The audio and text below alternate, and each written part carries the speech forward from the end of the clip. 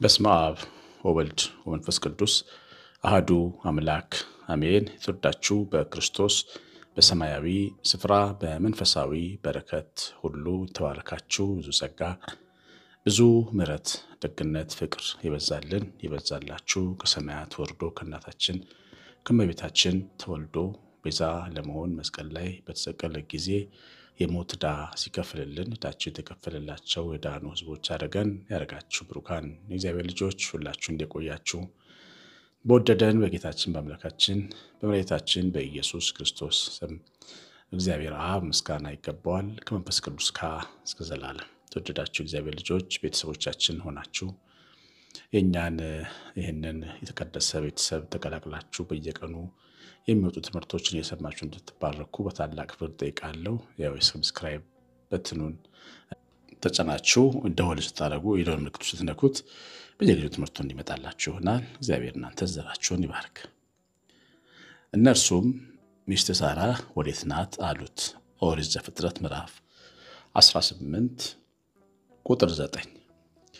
እንግዲህ በዚህ የተቀደሰ የመጽሐፍ ቅዱስ ክፍል ውስጥ ስለ አብርሃምና ሳራ እንግዶች የተጻፈ ቃል አለ። ሶስት ሰዎች በመምሪያ አድባር ስር ተቀምጦ ተመስጦ እያሰላሰለ ያለ አብርሃም ሶስት ሽማግሌዎች በደጁ ያለፉ ሲመለከት በረሃ ያጠወለጋቸው ፀሐይ ያደከማቸው ረሃብ ጥም ያደከማቸው ናቸው ብሎ ማምኖ እንዴት መንገደኛ እንጀራ ቤት ሳይበላ ይሄዳል ብሎ እግራቸው ስር ወድቆ ሮጦ ሽማግሌዎቹን ለምኖ ወደ ድንኳኑ እንዳመጣቸው ይናገራል ይሄ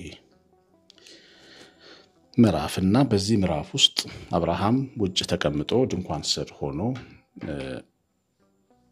ሲያሰላስል እግዚአብሔርን ተመለከተ አገኘ። ያ የተቀበለውም አምላክ እግዚአብሔር ሚስት የት ነች ብሎ ጠየቀው ይላል። እንግዲህ የሳራን ድንኳን ውስጥ መቀመጥ ነው ዛሬ በሰፊው እንድንነጋገር እግዚአብሔር በጎ ፈቃድ የሆነው። እንግዲህ አብርሃም ፕሮቫይደር ነው፣ ባል ነው፣ አባት ነው። ዙሪያውን ይመለከታል። ለቤቱ ለኑሮ ደህንነት የሚያሰጋ ነገር ካለ ያያል።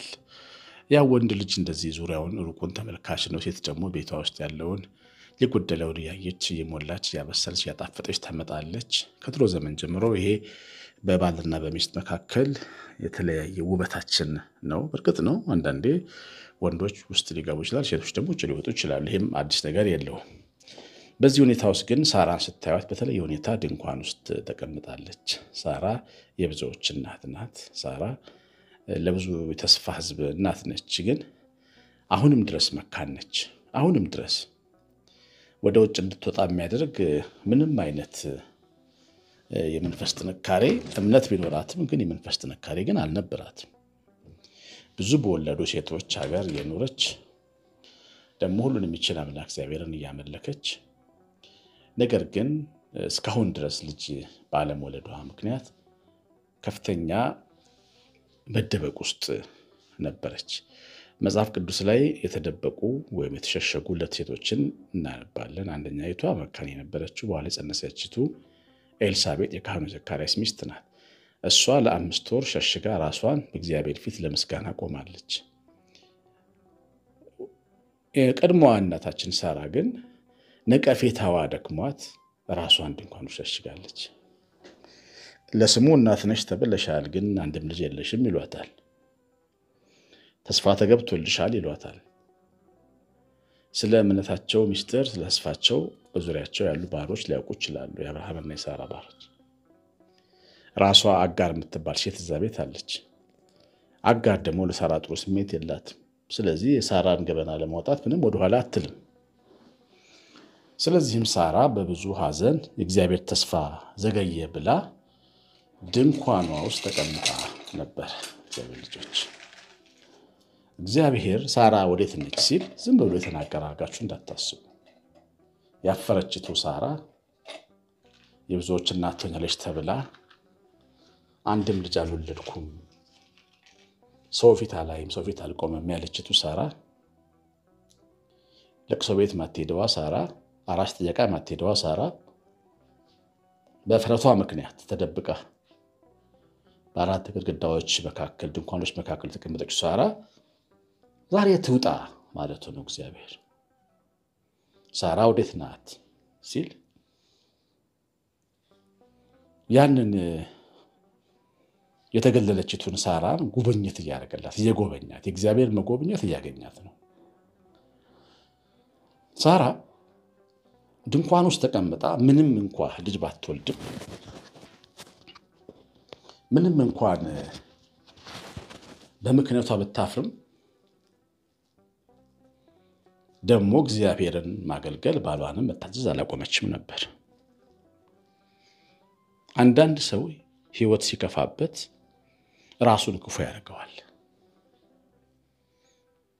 ህይወት በጣም ሲበረታበት ነጭናጫ የማይታዘዝ ለሰው ግድ የሌለው ለአምላክ ግድ የሌለው እንደሆነ አድርጎ እንዲያስብ ያደርገዋል። የኑሮ ጫና የሰውን ጠባይ የመቀየር ኃይለኛ ብርታት አለው። የመገለል ጫና ግን እናታችን ሳራን ግን አለወጣት። አብርሃም ሮጦ ገብቶ እንግዶች መጥተዋል፣ ትልቅ እንግዶች ይመስላሉ። በእጅሽ የለወሽውን እንጀራ ወይም ህብስት ጋግሪ አላት። ሌላ ሰው እንዳይሰራው። አሁን የመጣው እግዚአብሔር ነው። አሁን የመጣው ክቡር ነው።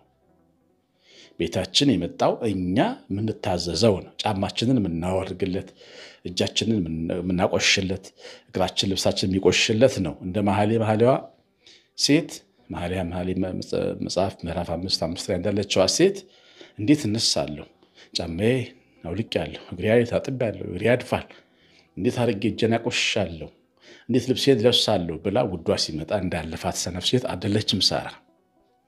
ልብሷን ማሳደፍ፣ እጇን ማቆሸሽ፣ እግሯን ማቆሸሽ፣ መጣደፍ፣ የሚጣፍጠውን ህብስት ከሚጣፍጠው ማዕድጋን ማዘጋጀት ነበረባት ሳራ።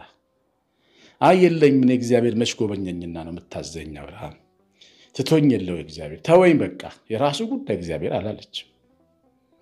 እስከ መጨረሻው ወቅታ ድረስ ታማኝ ነበረች። ሚጎላትም ታማኝ ነበረች።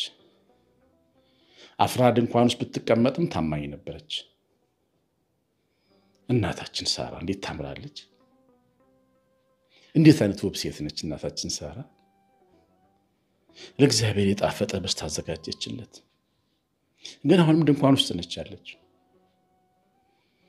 እግዚአብሔርን የሚወዱ ሰዎች ዛሬም ድንኳን ውስጥ ያሉ ሰዎች አሉ። ቤታቸው ውስጥ ብዙ ሰው ጋር የማይወጡ ሶሻል ሚዲያ ላይ የማይወጡ ተደብቀው የሚኖሩ የሚያፍሩበት ያልተሟላ ነገር ያላቸው የፈለጉትን ነገር ያልተቀበሉ ግን እግዚአብሔርን በቅንነት የሚያመልኩ አሁንም እግዚአብሔር አምላካቸው የሆነላቸው ብዙ እናቶችና ወንድሞች እህቶች አሉ። ተስፋው ዘግይቶባቸው ድንኳናቸው ውስጥ እግዚአብሔርን ያመለኩ ያሉ ሰዎች አሉ። አንድ ቀን የመጣራት ቀን ይመጣል። ሳራ ወዴት ናት የሚለው ድምጽ ወደ ጆሮአችን የሚመጣበት ቀን ይመጣል። መቼ ነው አትበሉ። በፍጹም አትሰናከሉ፣ አትድከሙ። ምህረቱን የሚያገንበት ቀን እግዚአብሔር ይመጣል። ጎረቤቶቿም ሰፈርተኞቿም ምህረትን እንዳገነነላት አይተው ተደሰቱ ተብሎላታል ኤልሳቤጥ። እነዛ ጎረቤቶቿ ሁሉ የኤልሳቤጥን ምክንያት ሲያወሩ ኖረዋል። አይ ታሳዝናለች ያሉ አሉ። እችማ ኃጢአተኛ ብትሆንች ያሉ አሉ። የሆነ ነገር የማይነሳት የሆነ ውስጧኛ ማናቀው ነገር ቢኖር ነው ያሉ አሉ። የፈረዱባት ሁሉ አብረዋት ያዘኑትም ሁሉ ጥሩዎቹም መጥፎዎችም እግዚአብሔር ምህረት ባረገላትና ጽንስ በሰጣት ጊዜ ያ ጽንስ ተወልዶ ዮሐንስ በእግዚአብሔር ፊት በቆመ ጊዜ ምህረትን አገነነላት ብለው እግዚአብሔርን አከበሩ። ኤልሳቤጥ የመጠራት ቀን መጣላት። ከድንኳን የመውጣት ቀን መጣላት። የመሸሸግ ቀን የሚያበቃበት ቀን መጣላት። እንደዚህ ሆኖ ሳራም ታማኝነቷን ሳታጎድል አገልግሎቷን ሳትተው ግን ደግሞ በችግሯ ኩርምት ብላ ጌታዋን ተጠብቅ ነበረች። የትውልድ እናት ተብላ አንድም ልጅ አልነበራትም። አንዳንዴ የእግዚአብሔር ተስፋና የእግዚአብሔር ቃልና እውነቱ በጣም ነው የሚለያየው። እኛ ይሆናል ብለን ምናምነውና መሬት ላይ ያለው ነገር የሰማይና የምድር ያክል ይለያያል። የጠንካራ አማኞች ብቃት ግን በዚህም ሁኔታ ውስጥ እግዚአብሔርን ማመን ነው። ሁሉን የሚችል አምላክ አለኝና በሁሉ የሚሰራ አምላክ አለኝና በልዑል ማደሪያ ሁሉን በሚችል አምላክ ጥላ ውስጥ እኖራለሁ ማለት ነው እምነት። ስለዚህ እግዚአብሔር ለሚታመኑት ደግሞ ይደርሳል። አንድ ቀን 3 ሽማግሌዎች አብርሃም ቤት መጡ። ቤት አስገባቸው። ሳራም ህብስቱን አጣፍጣ መገበች። ከዛ እግዚአብሔር ድምፁን ለሳራ አሰማት። ሳራ ወዴት ነች? ድንኳን ውስጥ ሆና ታዳምጠዋለች። እንዴት ብዬ ቀና ብዬ ልውጣ? እንዴት ሰው ይሄኝ? በእንግዳ ፊት የምቆምበት ብርታት የለኝም። ያዘነች ሴት ነኝ። ልቧ ይህን ይላል። የዛሬ ዓመት ወንድ ልጅ ትወልጃለሽ በላት አለው እግዚአብሔር። የዛሬ ዓመት እመጣለሁ፣ ደግሞ እጎበኝሻለሁ ደግሜ። የዛሬ ዓመት ስጎበኝሽ አሁን በተስፋ ሊጎበኝሽ፣ ነገ ደግሞ በትክክል በልጅ ጎበኝሻለሁ። የዛሬ ዓመት ወንድ ትወልጃለሽ አላት። ሳራም ሳቀች ይላል። የጎረቤት ሁሉ ሳቅ ተጋብቶባት ነበር። የሚስቅባት ዓለም። በየድንኳኑ ያሉ ሴቶች በሷ ላይ ስቁ ነበረ። መካኒቷ እመቤት ይሏት ነበረ። ለስሙ ቆንጆ ናት ግን ማጸኗ ደረቅ ነው ይሏት ነበር። ያ ሳቅ ተጋብቶባታል፣ ተጭኗታል። ልቧ ላይ ሳቀች ይላል። ሳራ ራሷ ላይ ሳቀች። አሮጊቷን ሴት ትወልጃለሽ አላት። እንግዳዬ አሮጊት መሆኔን አላወቀ ይሆናል ብላ ሳቀች። አንዳንድ ጊዜ አመክንዮአችን በራሱ ምክንያታችን በራሱ ሊገለን ይሞክራል። ሳራ ለምን ሳቅሽ አለ እግዚአብሔር። በእውኑ ለእግዚአብሔር ሚስጥራዊ ነገር አለ ሲላት፣ ኧረ እኔ አልሳኩም ብላ በክደት መንፈስ ሆና ንስሐ ገባች።